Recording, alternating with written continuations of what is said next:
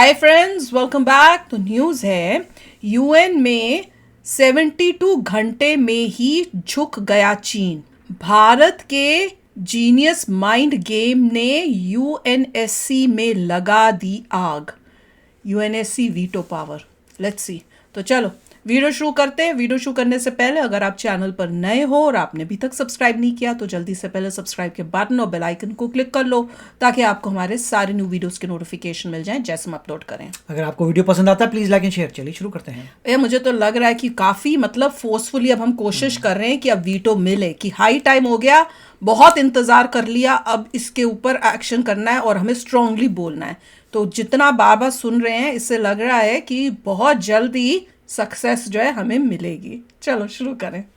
All nations are treated equally in context of voting rights, or else the new permanent members must also be given the veto. Bharat के genius mind game ने UNSC में लगा दी आग। बात veto power छीनने की आई तो घबराया चीन। 72 घंटे में ही चीन यूएन में जाकर बोला यूएनएससी के सुधार के लिए तैयार है उनका देश। तो पूरे संयुक्त राष्ट्र के 193 देशों में मच गई है खलबली।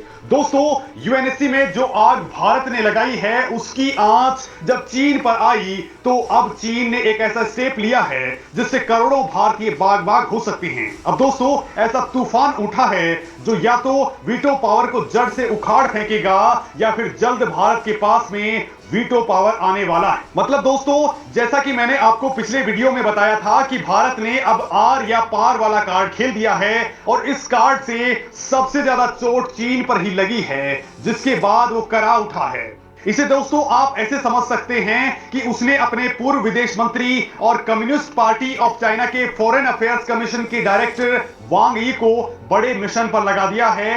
वांग यी ने भारत के एक्शन के तुरंत बाद ही यूएनएससी में रिफॉर्म को लेकर के ताबड़तोड़ मीटिंग्स की हैं।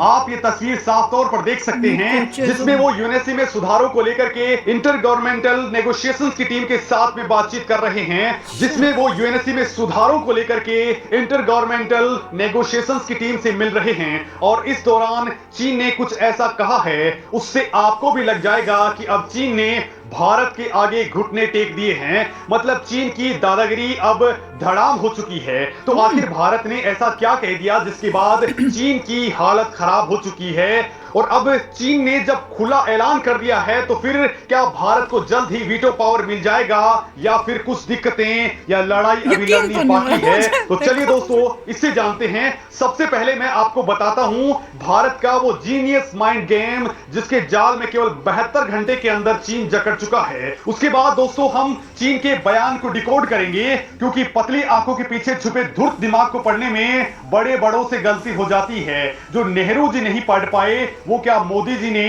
डिकोड कर लिया है? तो चलिए दोस्तों इसे जानते हैं। नेहरू जी ने कहा मेरे को तो चाहिए ही नहीं, इनको दे दो। भारत के वीटो को लटकाने के मामले पर टीम इंडिया ने 26 अप्रैल को बहुत ही बोल्ड और स्ट्रॉन्ग रिएक्शंस दिए थे।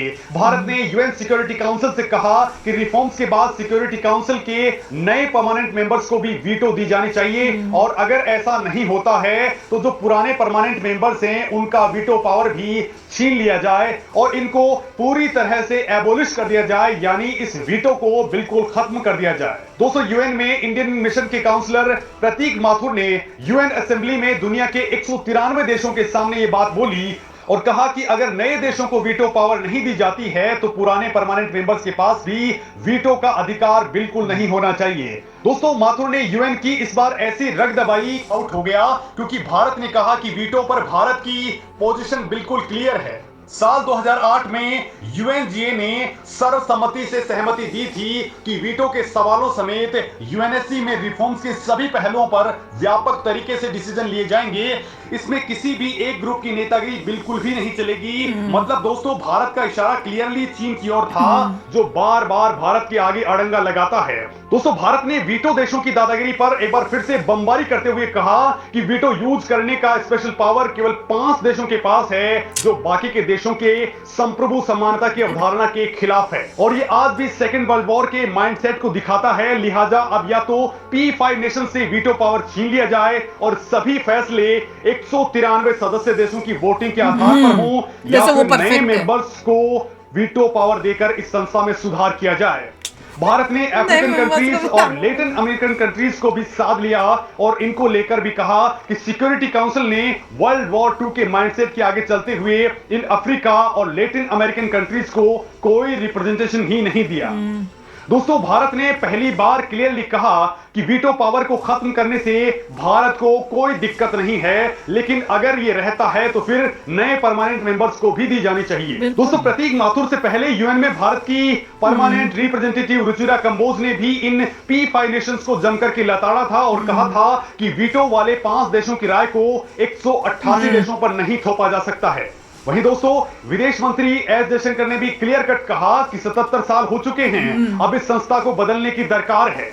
ये संस्था अब कबाड़ बन चुकी है और भारत की विदेश नीति संयुक्त राष्ट्र में बदलाव का पार्ट बन चुकी है। मतलब दोस्तों, भारत ने एक के साथ एक एग्रेसिव पॉलिटिक्स खेली, जीनियस माइंड गेम सेट किया और ये जीनियस माइंड गेम ही चीन की हालत खराब कर चुका है, क्योंकि अगर चीन अड़ता है तो उसे लेटिन अमेरिकन कंट्रीज और अफ्रीकन कंट्रीज से अपने कारोबार में हाथ धोना पड़ेगा और अगर ये बातें मानता है तो भारत को इसका सीधा सीधा फायदा मिलने वाला है। और दोस्तों, चीन के ताजा बयान से यही लग रहा है बयान कि बताओ उसने जी। इस बार सरेंडर कर डाला है। चीन की ओर से वांग यी ने कहा है कि यूएनएससी का परमानेंट मेंबर होने के नाते चीन ने हमेशा संयुक्त राष्ट्र के कॉज का सपोर्ट किया है और अब वो इस यूएन के कामों में बहुपक्षवाद के बैनर को ऊंचा रखने में यकीन रखता है, यानी इसमें बाकी देश भी शामिल होने चाहिए ताकि यूएनएससी दुनिया में शांति, सुरक्षा और विकास को बनाए रख सके। दोस्तों, चीन ने कहा है कि वो यूएनएससी में फेयर और जस्टिस के साथ ही छोटे और मझोले देशों को मौका देना चाहता है। अब सभी देश सहमति से सुधारों का निर्णय लें ताकि अफ्रीका के साथ हुए अन्याय भी दूर हो सके। यानी दोस्तों, जिन जिन पॉइंट्स पर इंडिया ने हवा दी उन पर चीन अब रजामंदी दिखा रहा है, मतलब अब रास्ता बनता दिख रहा है, क्योंकि इस बार जो आग भारत ने लगाई है उसकी तपिश बहुत तेज है। और दोस्तों, यूएन को लेकर के कहा भी जाता है कि वहां आग लगाए बगैर कुछ नहीं होता है।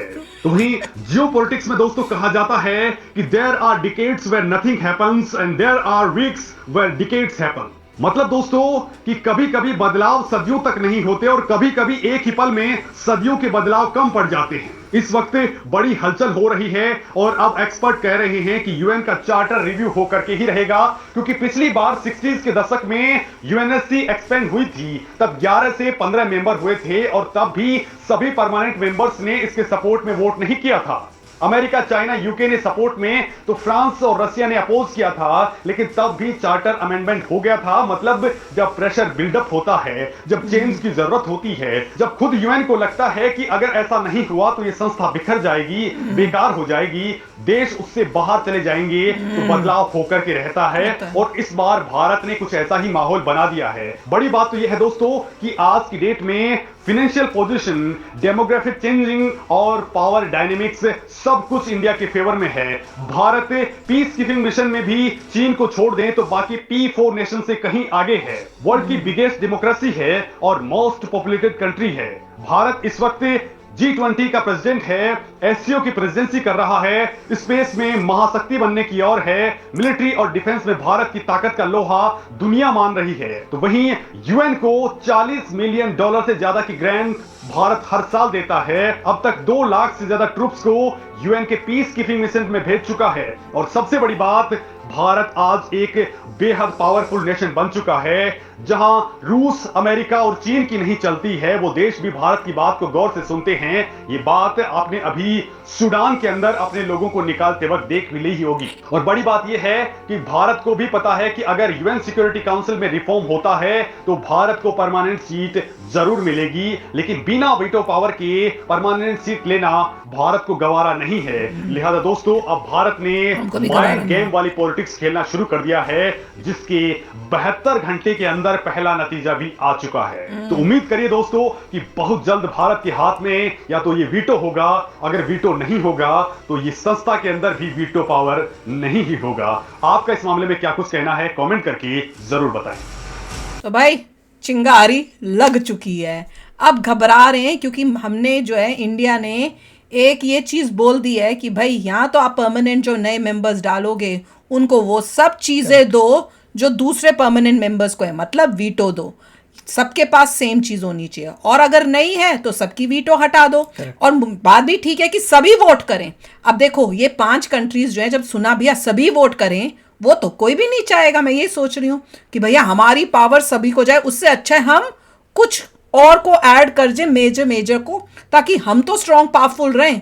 तो चाइना को अब यही लग रहा होगा कि कहीं वीटो ही ना पूरा हाथ से चला जाए, तो अब वो एक्टिंग कर रहा है कि चलो मैं रिफॉर्म के लिए लोगों से बात करें। अब डालम टोली कर रहा है, क्या कर रहा है ये तो टाइम बताएगा। जिनके पास वीटो है उनको अब हो सकता है ये लग रहा है कि यूनाइटेड नेशंस की पावर खत्म हो रही है, अलग खत्म ही जितने भी 192 कंट्रीज हैं वो देखेंगे जो नए परमानेंट मेंबर्स आ रहे हैं उनको वीटो नहीं दोगे तो परमानेंट मेंबर किस बात का? क्या नाम के। और इंडिया ने सही कहा, अगर कुछ को नहीं दे रहे तो किसी के पास नहीं होनी चाहिए, या सबके पास होनी चाहिए, या ये छोड़ो साली वीटो का चक्कर। सारी कंट्रीज वोट करेंगी और जो डिसीजन है वो होगा। मुझे तो सबसे अच्छा यही लगता है कि सारी कंट्री वोट करेंगी, फिर हर बंदा दूसरे से दोस्ती रखेगा और मेक श्योर करेगा कि सब अच्छे हैं, सब इक्वल हैं, सबके वोट जाएंगे, उसके हिसाब से डिसीजन होगा, यस और नो। बिल्कुल। अब इंडिया ने मेरे ख्याल से लैटिन अमेरिका की बात की है, अफ्रीका की बात की है, जो लोग चाइना को प्रॉब्लम वर्ल्ड वॉर 2 में इन्वॉल्व ही नहीं थे, होता है, उनका क्या होगा। तो बहुत ही अच्छा, अब देखते हैं क्या होता है। अभी तक पूरे वर्ल्ड मीडिया में न्यूज़ नहीं आ रही, बट जैसे ही डिसीजन होने वाला होगा तब ज़रूर आ जाएगी कि जो नए परमानेंट मेंबर्स हैं उनको वीटो मिल गया है या पूरा चेंज होके किसी के पास वीटो नहीं है। वो मुझे मुश्किल लग रहा है कि करेंगे नहीं वो। जिनके पास पावर है वो तो छोड़ेंगे नहीं पावर, वो बोलेंगे हमारे पास तो पावर होनी चाहिए, चलो इनको भी ऐड कर दो, मैक्सिमम इतना होगा। और ना ही ये कोई मानेगा कि सारी कंट्रीज की वोटिंग से ही डिसाइड होगा। तो देखते हैं अब क्या होता है, बट बहुत ही अच्छा स्टेप किया इंडिया ने, बिल्कुल कमाल कर दिया। क्या वो कहते हैं, दाव फेंका है।